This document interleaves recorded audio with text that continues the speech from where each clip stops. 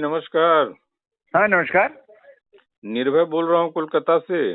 अच्छा अच्छा, हाँ नमस्कार। कैसे हैं? हाँ ठीक है। और सब क्या चल रहा है आजकल? क्या चलेगा ऐसा कोई खास कुछ नहीं। अच्छा, मुझे लगा कि हम लोग 2012 11-12 को याद करें कि वो सब दिख रहा था अखबार की कुछ कटिंग। हम्म। तो मुझे लगा कि विष्णु खरे आपके बीच में जो द्वंद्व हुआ था, हाँ, महायुद्ध हुआ था। अरे ठीक है, ये तो सब चलता है, it's a part of game ना। हाँ हाँ बिल्कुल। और वो आए आपने थे एक उस समय आपने एक कविता लिखी थी, मुझे लगता है कि उसी घटना को केंद्र में कविता लिखी थी वो। हाँ, एक कविता भी छपी थी उस समय। हाँ, न्याय अन्याय ऐसा कुछ कविता हाँ थी। कुछ, हाँ और उसके जवाब में विष्णु खरे ने लिखा था 3 पत्ते। हाँ। तो हाँ वो तो खैर एक वो था कि होता है, साहित्य में भी ये सब चलते ही रहता है।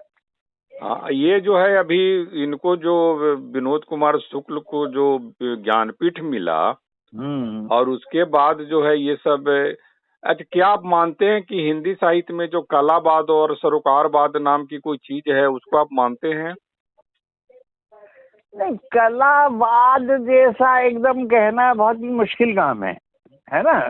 मतलब रूपवाद की जो यानी वैसी परिभाषा है जो जैसे रूपवाद कहा गया था कभी, और रूस वगैरह में तो बड़ा काम हुआ उस पे, आर्ट फॉर आर्ट से वाले कंसेप्ट पे। पर ये है कि हमारे यहाँ तो उस तरह का कोई काम नहीं हुआ रूपवाद पे, जी और उस तरह का तो नहीं। पर ये तो होता ही है कि कुछ लोग होते हैं जो थोड़े कम सामाजिक या कम पॉलिटिकली उनके यहाँ आवाजें कम होती हैं, तो अब उसे आप बहुत कहना चाहिए कि रूपवादी कह देते हैं, हालांकि वो एग्जैक्टली रूपवादी तो नहीं होते। लेकिन ये तो विभाजन कैसे, अगर हिंदी में अगर इसका विभाजन होता है कि ये सरोकारवादी हैं, ये कलावादी हैं, इस तरह के विभाजन माने किस आधार पर लोग करते हैं? इसी आधार पे करते हैं कि जो लोग एक तरह से जिनकी रचना सीधे, यानी जिसमें कम कहना चाहिए, कम भी गलत शब्द है, पॉलिटिकली जो बहुत वो नहीं है, यानी जिसकी रचना में कम यानी पॉलिटिकल नहीं है जो रचना, तो उसे रूपवादी कह दिया जाता है। हालांकि होता ऐसा नहीं है। ओके। तो मैं ये कह रहा था कि जो थोड़ी से ऐसे लोग हैं जो थोड़े या तो कम यानी अपॉलिटिकल जिसे कहा गया है, गैर राजनीतिक ध्वनियाँ जहाँ हैं, ज्यादा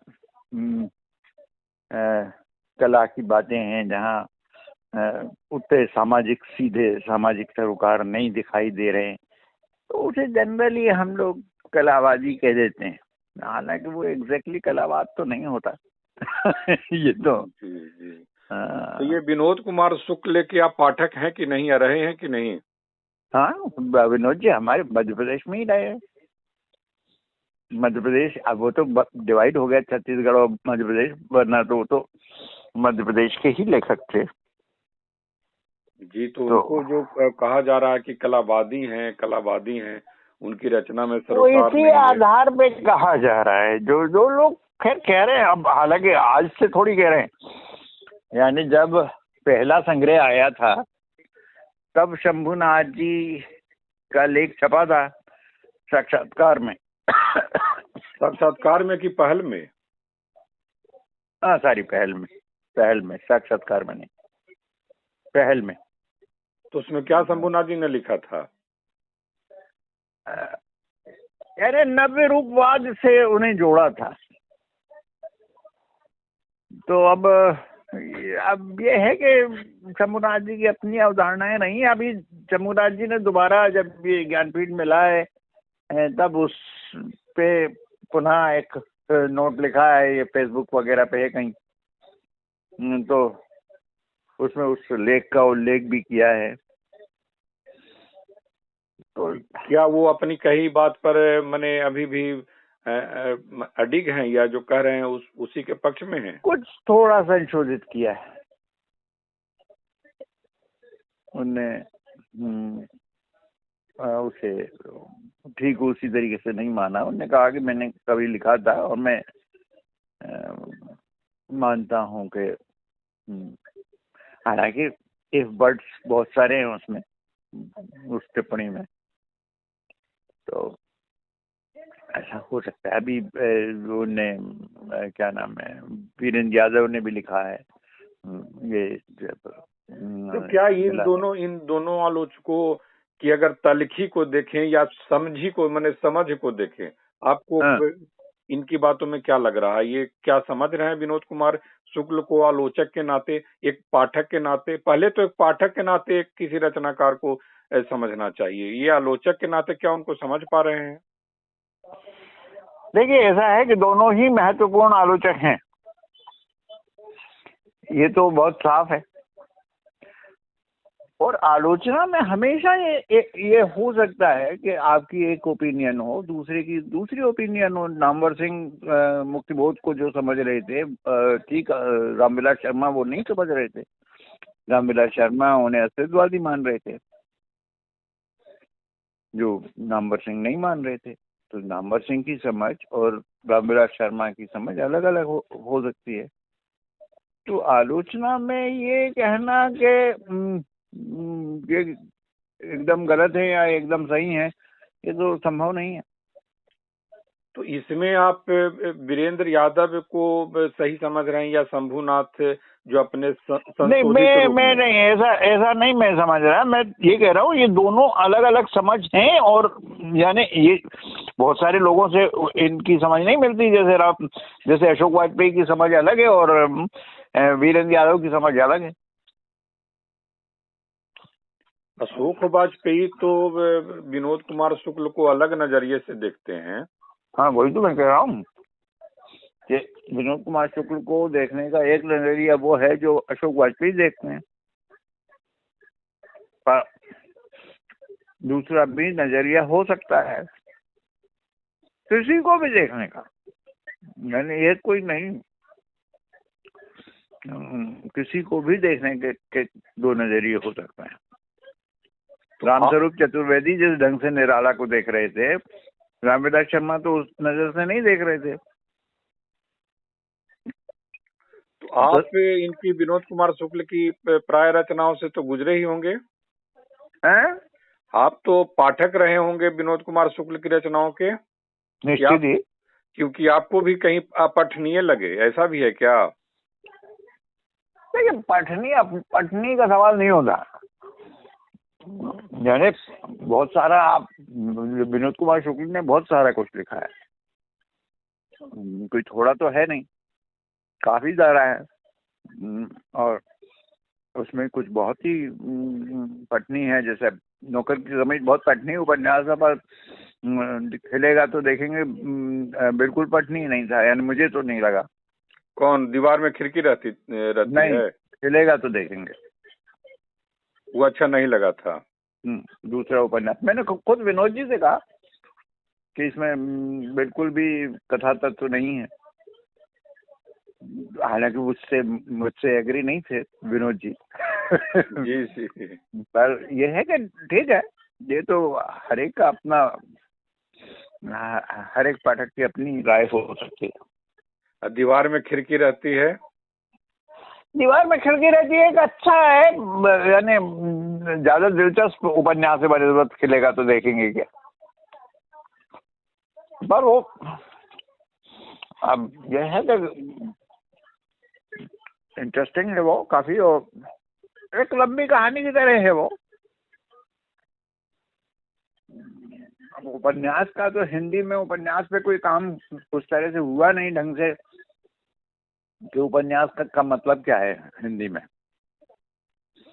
मुझे तो बहुत सारे उपन्यास ही नहीं लगते हिंदी में। ये सब उदय प्रकाश जो लिख रहे हैं या तमाम जो लोग लिख रहे हैं, क्या इनमें क्या वो चीज नहीं आपको मिल पा रही है उपन्यास के तौर पर?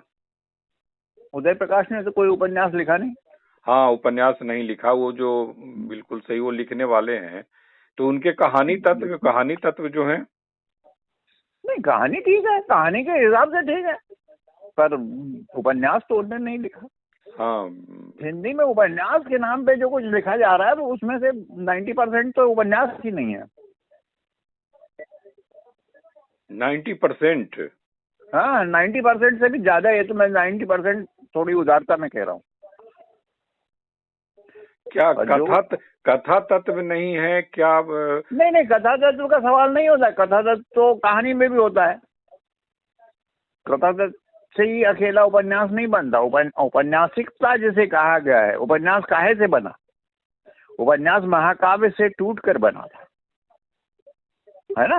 महाकाव्यात्मकता जब विकसित हुई इंडस्ट्रियलाइजेशन के साथ, तो उपन्यास बना और कविता अलग अलग हुई।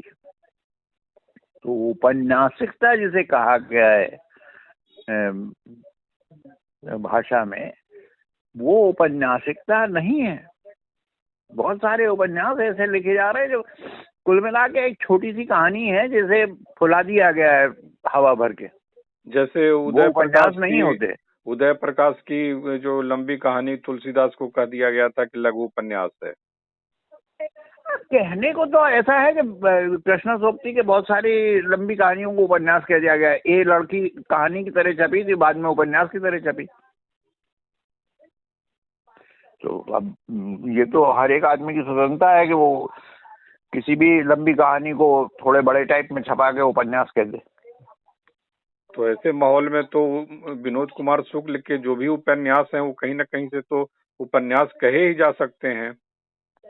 वो तो उपन्यास की तरह ही छपे और उपन्यास की तरह लिखे गए। नौकर की कमीज उपन्यास की तरह लिखा गया। खिलेगा तो देखेंगे उपन्यास की तरह लिखा गया। खिड़की यानी इवन दीवार में खिड़की रहती थी, उपन्यास की तरह लिखा गया। ऐसा नहीं हुआ कि लंबी कहानी की तरह छपा और उपन्यास बना दिया गया, ऐसा नहीं हुआ। पर मुझे वो लगता है, यानी उसका जो कुल जमा वो है, उसमें औपन्यासिकता नहीं लगती। इनकी कविता और उपन्यास को लेकर कहा जाता है कि भाषा लगभग दोनों की एक जैसी है। हाँ, एक ही है।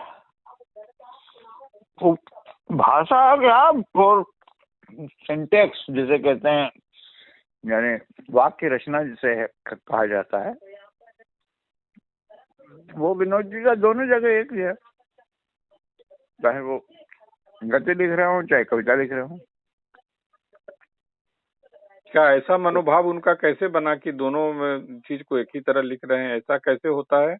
ये कैसे संभव होता है? मुझे लगता है कि बहुत सारे लोगों का होता होगा ऐसा। मैं ये नहीं कह सकता। बहुत सारे लोग जो कई भाषाओं यानी कई विधाओं में काम करते हैं, उनका हो सकता है ये बहुत संभव है कि आदमी का एक खास तरह का मानस बने, एक सिंटेक्स बने, उसी में वो गद्य भी लिखे, उसी में वो कविता भी लिखे। ये तो बहुत यानी एक स्वाभाविक प्रक्रिया है। जरूरी नहीं है कि वो गद्य में होते जाते ही बदल जाए और कविता में जाते ही बदल जाए। ये तो संभव नहीं है। तो अभी लगभग 10 और 20 साल में जो उपन्यास लिखे गए हैं, जो को भी दिल्ली वाले तो खूब उपन्यास लिख रहे हैं, खूब। हाँ, बहुत सारे। लेकिन आप तो कह रहे हैं कि रोज उपन्यास छपते हैं। लेकिन तो आप मान ही नहीं रहे हैं उसको, उपन्यास तो आप मान ही नहीं रहे हैं। है ना, मेरे मानने या नहीं मानने से तो हिंदी साहित्य नहीं चल रहा, पर मेरे को लगता है कि वो उपन्यास नहीं है बुनियादी रूप से। ना तो उपन्यास को लेके कोई बहस भी नहीं है हिंदी में। एक तो दिक्कत ये है कि उस पर कोई चर्चा नहीं है, कोई आलोचना नहीं है उस तरह की, बहुत साफ के वो उपन्यास क्या हो रहा है और क्या हालत है हिंदी उपन्यास की, इस पर कोई बहुत अच्छा विमर्श तो कम से कम नहीं है हिंदी में। विमर्श का भाव आपको दिख रहा है हिंदी साहित्य में? हाँ, हिंदी में उपन्यास को लेकर कोई चर्चा ही नहीं है। कविता को लेकर तो चर्चा ही चर्चा है। कविता पे तो कविता हिंदी आलोचना सिर्फ कविता मुखी है। और थोड़ी बहुत कहानी मुखी है पर कविता मुखी ज्यादा है। निर्मला जैन जी ने एक बातचीत में कहा मुझसे ही कि मैं उनको गंभीरता से विनोद कुमार शुक्ल को लेती नहीं, केदारनाथ सिंह और राजेश जोशी की कविता मुझे पसंद है। चलिए, बहुत शुक्रिया उनका। कई बार कोशिश की कि जो उपन्यास पढ़ जाऊं, लेकिन ये संभव ही नहीं हो सका। हाँ, तो हो सकता है। देखिए, हर एक आदमी सब कुछ पसंद नहीं कर सकता। हर एक आदमी का एक रुचिबोध होता है जो उसके अध्ययन से बना होता है। जरूरी नहीं है कि हम हर एक को पसंद कर लें। जैसे हम बहुत सारा लोकप्रिय साहित्य को नहीं पसंद कर पाते, जो लोकप्रिय साहित्य को पसंद करते होंगे, जो गुलशन नंदा को पसंद करते होंगे, उन्हें अगर हम सीरियस साहित्य दे देंगे, प्रेमचंद दे देंगे या रेणु दे देंगे, तो वो उसे पसंद नहीं करेंगे। तो ऐसा हो सकता है। हर एक के रेणु को भी नापसंद करने वाले हैं, रेणु को पसंद करने वाले भी बहुत हैं। राग दरबारी को लेके खुद लेखकों में इतने सारे डिबेट हैं, जबकि राग दरबारी बहुत ज्यादा बिकने वाला और बहुत ज्यादा पढ़ा गया उपन्यास है।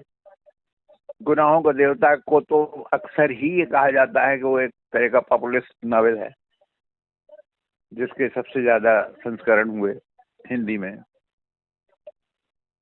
तो ये तो हो सकता, देखिए, ये हर एक के उस पर निर्भर करता है। विनोद कुमार शुक्ल ने अपनी लेखनी में अगर नई भाषा को अगर तैयार किया अपनी रचनाओं के लिए, तो इसका तो स्वागत भी एक ढंग से होना चाहिए था। ऐसा बिल्कुल बिल्कुल हुआ ही है, होना क्या चाहिए, हुआ ही। और उनपे काफी बड़े लोगों ने, नामवर सिंह ने, अशोक वाजपेयी ने काफी लोगों ने उनकी इस भाषा को, उनके शिल्प को लेके काफी अच्छा कहा ही है। ऐसा तो नहीं है कि विनोद जी पे नहीं लिखा गया हो, विनोद जी पे तो बहुत लिखा गया। कुछ लोग जो हैं वो उनमें मुक्ति बोध को ढूंढने लगते हैं कि मुक्ति बोध जैसा कुछ क्यों नहीं है। अब किसी जैसा होना तो कोई तुक नहीं है, क्योंकि किसी जैसा अगर हो जाएगा तो वो बुरा लेखक होगा। दूसरे जैसा होना तो एक बुरापन का प्रमाण है ना। कोई रेणु जैसा लिखने लगे, कोई इवन कोई विनोद कुमार शुक्ल जैसा लिखेगा जो, तो वो खराब लेखक होगा। तय है। तो जैसा तो हो ही नहीं सकता ना। हर लेखक की अपनी अगर आइडेंटिटी नहीं होगी तो वो लेखक बड़ा लेखक तो नहीं होगा। तो अभी हिंदी साहित्य में आपने बधाई दी इनको, विनोद कुमार शुक्ल जी को? हाँ बिल्कुल जी। अच्छा, क्यों नहीं, बिल्कुल लंबी बात हुई? नहीं, बातचीत नहीं हो पाई, इसलिए कि विनोद जी आजकल जरा बात करना मुश्किल हो रहा है, उनको उम्र भी है, थोड़ा दिक्कत होती है उन्हें फोन पे। तो आपने कहा बधाई दी, तो क्या उन्होंने कहा? कुछ नहीं, जैसा होता है बधाई देने में कोई क्या कहता है, थैंक यू टाइप होता है। और एक चैनल वालों ने भी वो किया था, कोई चैनल था तो उससे भी किया, क्योंकि हिंदी में बधाई देने का भी चलन लेखकों और कवियों के बीच में बहुत नहीं है। नहीं, आजकल मैसेज पे ज्यादा बधाई, व्हाट्सएप वगैरह पे तो बहुत बधाइयाँ दी गई और दी जाती हैं। एक्चुअली आदमी पर्सनल बधाई देने के बजाय व्हाट्सएप पे बधाई देना ज्यादा उसे सहज लगता है कि लिख दो भाई एक लाइन, तो वो तो खैर निश्चित है। ये आपको लगता है ऐसा कि आजकल के जो आलोचक हैं उनको और चीजों को बेहतर ढंग से समझने की जरूरत है, न कि सिर्फ और सिर्फ स्टंटबाजी करने की? हिंदी में आलोचना की हालत बुरी है एक्चुअली। अब जैसे उपन्यास पे कुल मिला के वीरेंद्र यादव के अलावा उपन्यास पे लगभग काम नहीं हो रहा। एक वीरेंद्र यादव हैं जो उपन्यास पे लिखते हैं, वरना हिंदी में उपन्यास पे आलोचना लगभग नहीं है। लेकिन उन पर भी तो आरोप है कि वो बहुत पक्षपाती हैं, यह भी कहा जाता है। हो सकता है, देखिए पक्षपात आलोचना में, आलोचना किसी भी आलोचना के अपने पूर्वग्रह तो होंगे, उसकी अपनी नजर तो होगी ना, किसी भी आदमी की होगी। आपकी मेरी सबकी एक नजर होगी, आपका और मेरा सबका रुचि बोध अलग अलग होगा। जैसे जैसे उदाहरण के तौर पर अगर ले ही लिया जाए, इसी मूर्ति के उपन्यासों में उनको बहुत कम कमी दिखती है, विनोद कुमार शुक्ल में उनको कमियां ही कमियां दिख रही हैं। हाँ, तो ये उनके रुचि बोध की प्रॉब्लम है ना। यानी ये तो हो सकता है ना कि किसी आलोचक की अपनी, कवि के रूप में न सही, लेकिन एक पाठक के रूप में तो आपको लगता ही होगा ना कि ये लोग जो आलोचक हैं या जो कर रहे हैं वो कहीं ना कहीं लगता है कुछ ज्यादा ही अपने दिमाग को खुलापन में नहीं ले जा रहे हैं, खुले दिमाग के नहीं हैं। खुले दिमाग का क्या मतलब है? मैंने आप कहीं ना कहीं विचारधारात्मक भी बंदिश में है, अपनी विचारधारा तो होगी, किसी की भी होगी। कोई भी आदमी जो कुछ कह रहा है शब्द में, उसकी एक विचारधारा है। बिना विचारधारा के तो कोई कुछ नहीं कहता। बिना विचारधारा के आप क्या कह सकते हैं? आप जो भी काम कर रहे हैं या जो भी कह रहे हैं या जो कुछ भी कोई कह रहा है, उसकी एक विचारधारा तो होगी ना। बिना विचारधारा के तो आदमी नहीं हो सकता। और इसीलिए लगता है कि कहीं ना कहीं मानवीय सरोकार वहीं से टूटने लगते हैं, ऐसा भी है क्या? मानवीय सरोकार की भी एक विचारधारा होती है। मानवीय सरोकार जिसे आप मान रहे हैं वही दूसरा माने, ये जरूरी नहीं है। जो लोग वक्फ बोर्ड के समर्थन में हैं उनकी भी एक विचारधारा है, और जो उसके विरोध में है उनकी भी एक विचारधारा है। तो हर चीज की एक विचारधारा है ना। जो मोदी को समर्थन दे रहे हैं उनकी भी एक विचारधारा है, और जो उसका विरोध कर रहे हैं उनकी भी एक विचारधारा है।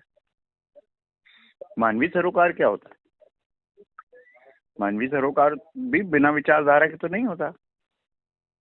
मैं जैसे मानवीय मान रहा हूँ, हो सकता है दूसरा अमानवीय माने। जो लोग औरंगजेब की कब्र खोदना चाहते हैं वो भी मानवीय अपने आप को मान रहे होंगे। तो ये तो बहस ही बेकार है कि विचारधारा विहीन कुछ हो सकता है।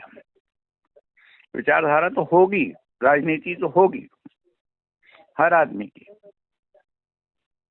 हर आदमी जब ये कहता है कि वो फलाना विचारधारा से बंधा हुआ है, तो ये भी एक विचारधारा ही है ये कहना भी। इसलिए मुक्त कुछ नहीं होता। तो आजकल क्या लिख पढ़ रहे हैं आप? नया कुछ? फिलहाल तो कुछ नहीं कोई नया उपन्यास वगैरह आप भी लिखेंगे? कुछ ऐसी योजना है? नहीं, मैं उपन्यास नहीं लिखूंगा, बिल्कुल भी नहीं। क्या प्लॉटिंग की कमी है या आप तलाश नहीं कर पा रहे हैं? नहीं, मैं उपन्यास, मेरे को कभी मुझे समझ में नहीं आया कि उपन्यास लिखा जा सकता है। उपन्यास लिख सकने की क्षमताएं नहीं है। उपन्यास नहीं संभव है। पड़ोसी के नाते अब तो दोनों पड़ोसी हो गए हैं, आप और विनोद कुमार शुक्ल। नहीं, पड़ोसी तो ठीक है, वो लिख सकते थे, उन्हें लिखा। जरूरी थोड़ी कि जो पड़ोसी हो वो लिखे सही, तो इसलिए संभव नहीं है। कुछ न कुछ छाया पड़नी चाहिए, कुछ न कुछ तो छाया आती ही नहीं है। मुझे कभी उपन्यास लिखने की ना तो कोई बहुत आकर्षण मुझे में हुआ, और ना मैं ये समझ पाया कि उपन्यास कैसे लिखा जाए। तो इसलिए उपन्यास मैंने कभी नहीं लिखा, ना लिखूं। उदय प्रकाश ने कहीं कहा था कि मैं चाहता हूं कि एक उपन्यास लिखूं, एक तैयारी इस तरह। उपन्यास वो लिख सकते हैं, इसलिए कि वो कहानीकार हैं और उनमें यानी उन्हें वो लिख सकते हैं उपन्यास। उन्हें लंबी लंबी कहानियां लिखी हैं। लेकिन जिनके लिए इतना सहज हो गया है उपन्यास लिखना, अब शायद वे लोग अच्छी कहानी भी नहीं लिख पाते हैं, लेकिन उपन्यास लिख दे रहे हैं। हाँ, बहुत उपन्यास लिखे जा रहे हैं हिंदी में। इस समय उपन्यासों की बाढ़ आई हुई है। हर रोज कुछ उपन्यास छप रहे हैं। तो हिंदी में उपन्यासों की तो बाढ़ है। किसी जमाने में कविता के लिए कहा जाता था कविता बहुत लिखी जा रही, पर अब तो उपन्यास बहुत ज्यादा लिखे जा रहे हैं। तो हम लोग आखिरी मुलाकात हम लोग की हुई थी वही धनंजय वर्मा वाले जो प्रोग्राम में बाहर में हम लोग आए थे। हाँ, स्वराज भवन के बाहर में। तो आगे भी हम लोग भविष्य में मिले, ऐसी कोई योजना कहीं बने तो जरूर मुलाकात होगी। जरूर जरूर जरूर। आपने लहक के लिए समय निकाला, उसके लिए आपका बहुत बहुत आभार। नमस्कार। Thank you.